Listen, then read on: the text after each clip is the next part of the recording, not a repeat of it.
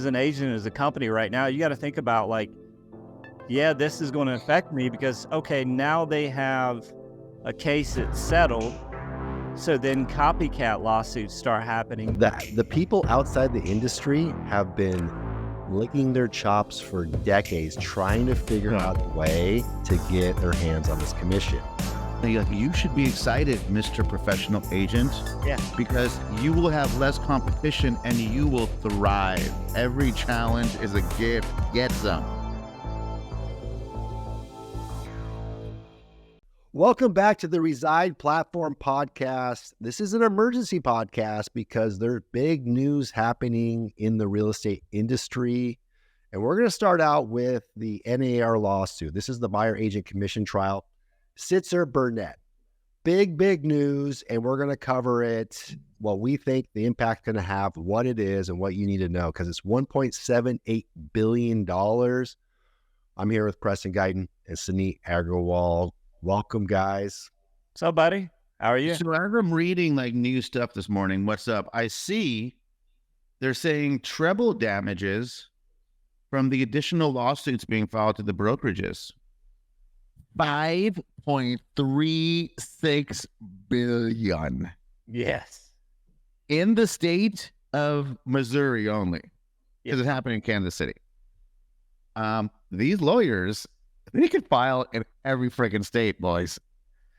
Yes, they are the one going to get paid. Yeah, so what is it? And like, I think it's important that we just touch on it real quick and then talk about actionable steps, because we are not the news. We're only, we are interpreting the news from our own perspective. Go to Housing Wire, go read up all the data on it that you want, right? For all our readers and viewers. 5.36 billion. Yes. Preston, you said in your post this morning, something that is very relevant. Was it 500,000 plaintiffs that are getting $2,000 each as a result of the class action? Like if you did the math, right? It's like, I think it's at 5,000 agents is the number. It was home sellers, right? It was 5,000 plaintiffs. 500,000, whatever the number is. So if you do the math, it ends up being like total is what, 2,700 or whatever it is. And then you take off or it's actually more than that, but you take off the attorney fees and everything else. The attorney fee is 40%. Yeah. And then legal fees and whatever else fee you want to throw on top of it. So it's like $2,000. So the winner in this is who? Yeah, dude, it's the attorney. Yeah. And I was watching our friend La Macchia this morning, who is very opinionated, smart about this stuff, right? And a strong member of N.A.R. And a good friend of ours. He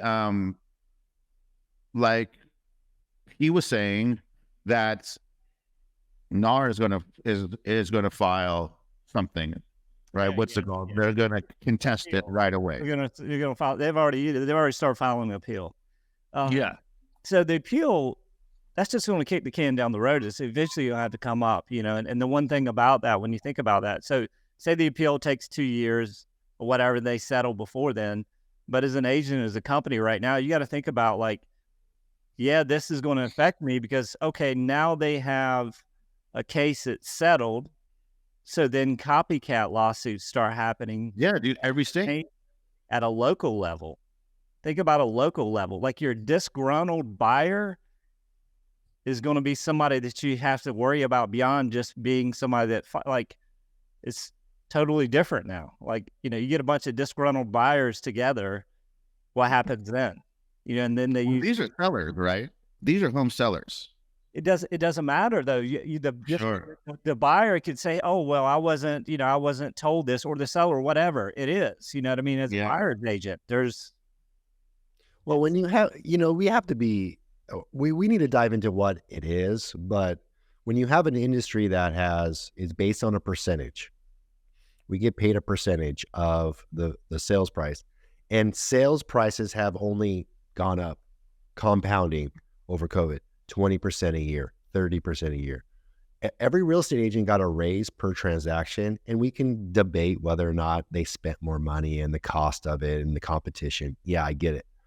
But the people outside the industry have been licking their chops for decades, trying to figure out a way to get their hands on this commission, right? And there's more commission than ever. So the incentive was there for this law firm, class action lawsuit, to find the chink in the armor and go after it. I mean, the incentive was there for sure. I mean, this will be tied up. Yeah. I mean, it started in 2017. Yeah. This is going to be tied up. This is going to be tied up. You know, and I was seeing another one of our friends who's very educated and almost very polarizing, and this Steve Hawks, right? The Hawk man. Sure. So it's interesting to see what he's saying. He's like, you know, like, this is all fine. This is all money. It's when the Department of Justice picks it up that could have, you know, big overreaching changes. However, it's all conjecture right now. It's tied up. It's totally there. And, you know, I just interviewed Lance Lambert on this podcast. So check out that episode. Real estate analyst, data analyst. He puts out a massive amount of content. So check that out. He reported on this lawsuit and said the DOJ wants to get rid of buyer commissions, right? DOJ, when it comes to antitrust and transparency and commissions, that for whatever reason, he believes the DOJ, Department of Justice, wants to get rid of the buyer commission altogether, being paid by the seller. Let me clarify that, being paid by the seller. They want the buyer agent to get paid by the buyer. Is NAR still the biggest lobbyist in DC? Biggest lobbying group? I would imagine. Yeah. There. Yeah. I mean, really, you think about it like MLS, you know, MLS, when you join MLS, I'm pretty sure all of them require you to join N.A.R. as well. Like you can't. I'm pretty sure that's true too. Yeah. You can't opt out. Like you could opt out, but you can't be part of an MLS. So that's you know, something to think about. Like what happens if all of a sudden MLSs are forced to allow agents to opt out? Mm-hmm. Well, yeah, Suneet, leading lobbyist 2022. So not 2023, 2022. I'm sure it's relatively the same. N.A.R. $84 million spent in lobbying. Number one. Number two, Chamber of Commerce. Number three at 25 million, pharmaceutical research. Yeah.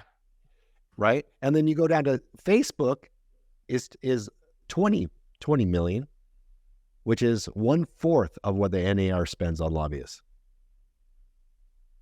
You know, let me tell you guys something. You guys know this is money talks. Money talks. Because I'll tell you what, if NAR has to settle this, then, you know, some lobbying ain't going to happen either. Right? Like, yes. Yeah. And, you know, there's what the narrative is, the realtors, right? In the headlines, a lot of it's the realtors, even though it's also named Keller Williams, EXP, major brands, right, are being named. Everybody. But N.A.R. and the people out there that feel like they got paid, they spent a little too much money on commissions. Like, why did my agent get 20 grand? Why did my agent get 30 grand? Right? They're coming out. They're not on our side. I'm saying ours as, you know, real estate agents. So we have to combat that somehow. How do you do that? So how do you is it over disclosing every time you work with a buyer now? Like, I know in the state of Washington, you guys have to do buyer brokers ever since this started stirring. What, has it been a month or two? Right? Yeah, is it disclosing how it works? Yeah. Right. I mean, we've had to do that in South Carolina for, I can't even remember when we didn't have to do it. Really? So, I mean, all we have is an agency form inside the contract. Yeah, we have a separate buyer's agency agreement. We have it, but no one, dude, I don't know anyone here that uses it. Yeah. And that's the thing, right? Like, all of a sudden, that's important. Like, is there more addendums that the agents get signed? You know, is there another addendum that explains the compensation? You know, the agents that are scared to have that conversation are going to be forced to have those conversations right away, because not only is it potentially of them not getting paid, but it's potentially of them getting sued and everything else, that it creates a lot more liability. So the professionalism is going to have to change. Like, a lot of them don't have that conversation because they don't know how to talk about it, so they're going to have to talk about it and be able to explain, what the value is. Like, if they're so worried about it, you question, then do you have an app? Do you really believe in the value that you offer if you can't explain what that is? There's a lot of other conversations going on around this too. The mortgage industry figuring out a way to finance buyer side commission. So it's far from over. Yeah. What does a real estate leader do today? Like, this is what I'm thinking from myself. And I was going to write a tweet about it. In fact, I did write a tweet about it. So follow me on Twitter, please. Nick, are you going to follow me on Twitter? No, but I will today. Okay, thanks. I'm not following you either, but hey, is number one, how's your mortgage arm doing? That's something to think about, right? How's your mortgage arm doing? Number two, when was the last time you wrote down like every potential listing lead source and like audited your business, right? Are you hitting listing lead gen at every level? For me, last time I wrote it down was about 4 months ago. And I was doing a crappy job back then because it wasn't perfect, right? But if you're an agent listening to this, I want you to write down every listing lead source you can think of, any place you ever heard you get a listing. And I'm not saying spend a bunch of money, but get that plan going, write it out, get that mind dump going.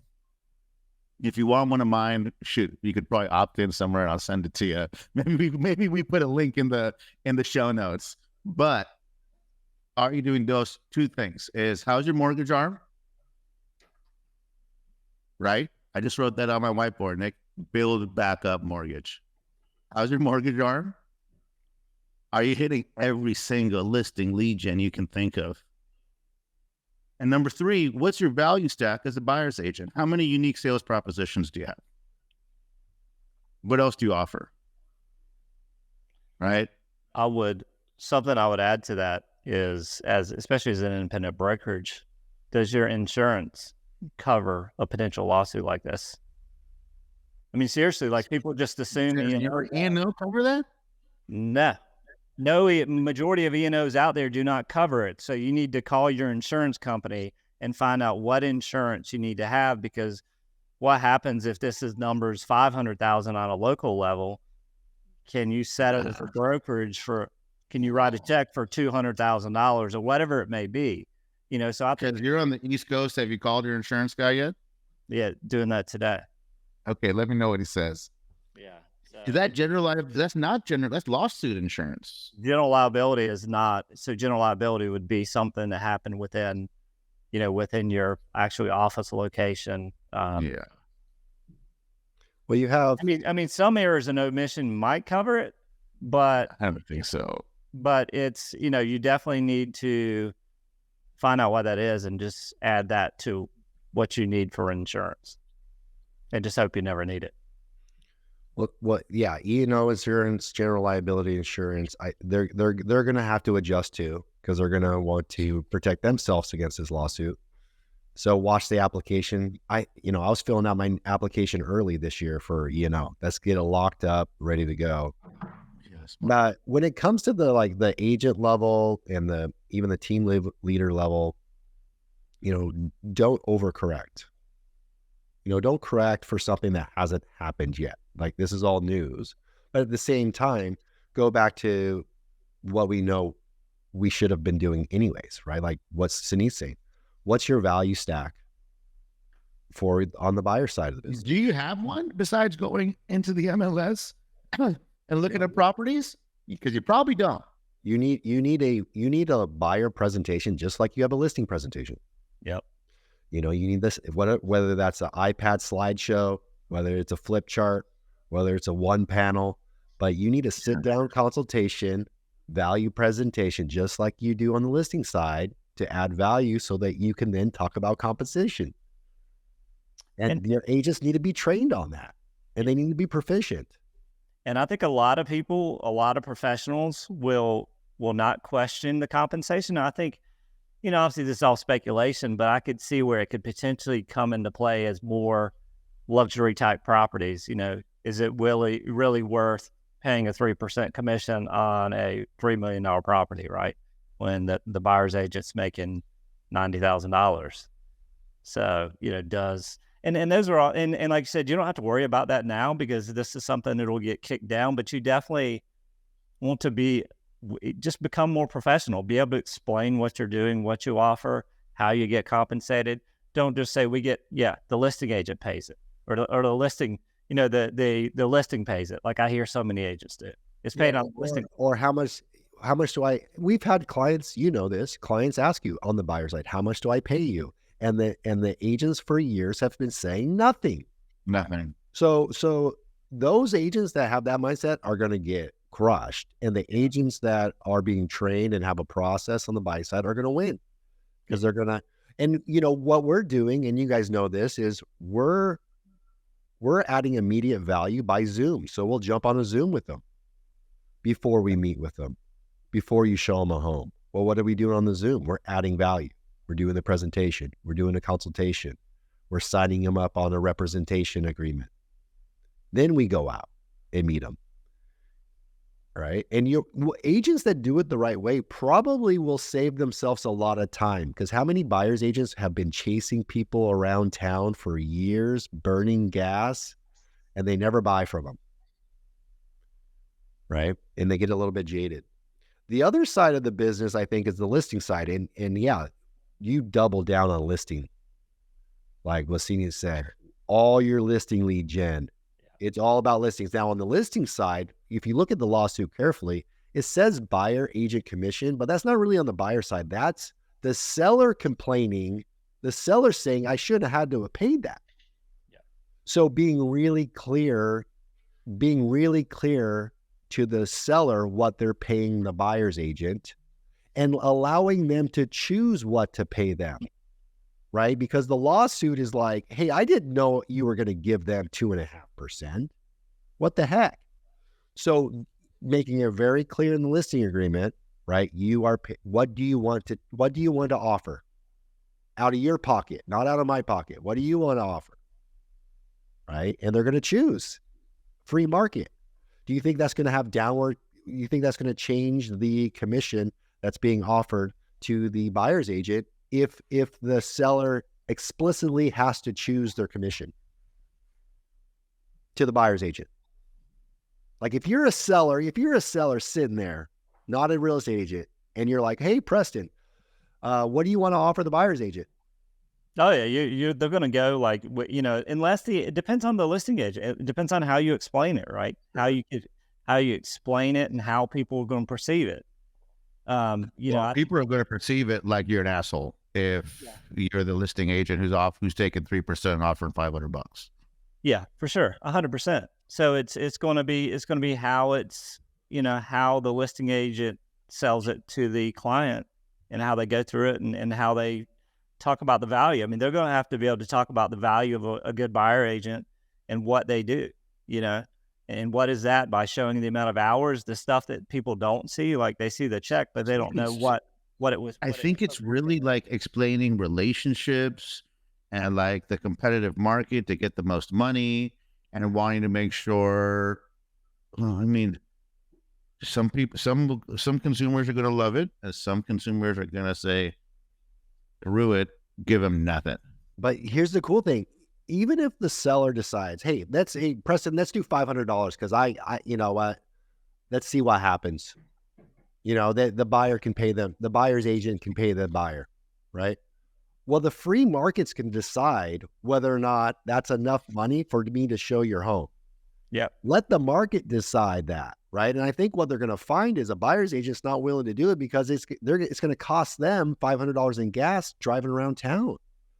Right. And they have to pay their brokerage fees, right? $500 in splits, right? The market, the market's going to decide this thing. Now, I think where NAR, the collusion part of this is going to go away. See, here's where I see the collusion part of the lawsuit. NAR, for a while, and MLS around the country and certain things had rules. They actually had rules, not all of them, but some of them had rules that stated you have to have compensation. That's where they screwed up. They said you have to offer something. And they proactively changed that to say, oh no, now it can be zero. Right? So that's going to save the industry moving forward, where the seller has the option to go to zero now, where before it was like a must. And that's kind of an antitrust problem, right? Where you're saying, even if it's $1, we're all agreeing you have to do this. That's where the problem came in. What are your guys' thoughts on that take? Yeah, I think I think they pulled some like operating agreements from some of these larger companies as well that had it in the operating agreement and said that, you have to list at this fee. We're not a discount broker. And there was actually verbiage like that in some of the operating agreements of some of these franchises. And guess what? 100%. Yeah. That was brought out in the case, was like, that was part of what they presented. So, I think they changed it to like before. I think it was like some of the MLS said you had to be at least 0.1% or 0.01%. You're dead in the water. And then they totally pulled that out. Back in my airline days, I helped Focus Air Cargo get their FAA certificate, to get their airline certificate. And it was funny because they were like, well, how did we get all these, we had an operating agreement, we had a flight op agreement, we were trying to get certified. And I remember talking to these really experienced pilots and aviation companies, like operators. And they're like, these are all the same. American Airlines, United Airlines, it's the same operating. It's just Xeroxed. It's Xeroxed, right? We just changed the names. And so how many of these operating agreements, Better Homes and Garden, all the Realogy brands, Anywhere Real Estate, they're the same, just a different name.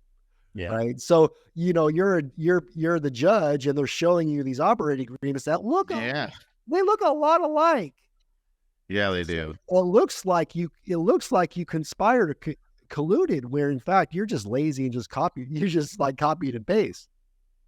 Yeah, it's gonna be interesting. Just we could sit here and go down a ton of different rabbit holes, like what happens in referral situations. Did the person buying that know you're getting a referral fee? You know what I mean? So there's a lot of things that could, then question like buyer lead. Dude, what about big referral lead companies, bro? Like, do the buyers know that Zillow is getting a 40% fee from somebody that buys off of a, you know what I mean? Like, get out of town. Yeah. Dude, the buyers, like in my world, the buyers only know that when the buyer asks for a credit, we're all, dude, sorry, but we're giving like damn near half this money. That's what I'm saying. So you look at like, where does this, it's tied up right now, you said, but it could get really. So here's your actionable step for every viewer, listener. If you're an agent, then get your listing lead gen plan, right? And it doesn't have to be anything crazy. And as a matter of fact, I'll write something and put it in the show notes. Maybe it won't be up right away. It'll be up in a couple of days. So if you're coming and watching it new, then come back by Friday and we'll get it in there before I give myself more shit to do. That'll just add to the Nick and Preston. They're all, don't you have other stuff that you got to finish first? Yeah, it's a lot of it. But get your listing lead gen plan. Write it out. Start with free stuff. Start with stuff you can do. Just, change some activity. If you're a professional realtor and want to continue to be one for the long term, get some time done planning. Don't make it fancy. Get a damn piece of paper and start writing. Number 2 is figure out your value stack and your buyer presentation. And that's all. We've been saying this shit forever. Yeah. And don't buyer presentation. Figure it out. Another thing too, don't freak out. Don't freak out. Number 1, don't freak out. Yeah, keep moving forward. Keep, you get paid for really good customer service. You get paid for being a good agent and answering the phone and doing the things you're asked to do. Yes. Continue doing that, you'll continue making money. But like freaking out over the news, it's on social media or somebody talking about it. They have way too much time to talk about it on social media, and they should actually be out showing houses. No, you should be excited, Mr. Professional Agent. Yeah. Because you will have less competition and you will thrive. Every challenge is a gift. Get some. Yeah. If you're a broker, call your insurance broker and just see what's happening there. Exactly. Yeah, and don't overreact. Don't be chicken little on Facebook. Yeah. Don't get your news on social media. No. No. Exactly. I said that to somebody yesterday. Me too. I was like, come on, man. You could read this stuff. You could look it up. There's so much documentation that you can actually read instead of somebody putting their own personal opinion and spin on it. Just read. The professional, hardworking real estate agent will thrive. Yep. And I would add the one that has a process and a system, because the willy-nilly people are the ones that aren't going to disclose. They're not going to be transparent with the consumer. They're not going to do the proper paperwork in the right order. And one thing to add to all this, it's like these things aren't new. It's just what is going to be enforced. I'll give you an example and we can end it. In my state, we have lead-based paint, right? You guys have lead-based paint disclosures? Yes. Yeah. Okay. Well, we've done them for years. How many times have you been audited on your lead-based paint? Never. I have one time. Oh, God. Right? The EPA came in, Environmental Protection Agency, and audited me. So, you think you've been doing it right perfectly for a long time, and we did really, really well, right? But were we perfect? No. So nobody's perfect out there. It's just what do they decide to audit? Yep. What do they decide to audit? And so if they're going to start auditing, the commission offered to the buyer's agent or the referral fees or whatever, that's what you're going to have to really be prepared for. But we don't know what that's going to be. So, have a process, add tons of value. Huge opportunity for everybody. And there's more news happening in real estate, and we'll get to that on another episode, guys. Yeah, stay tuned. Yeah. See you later.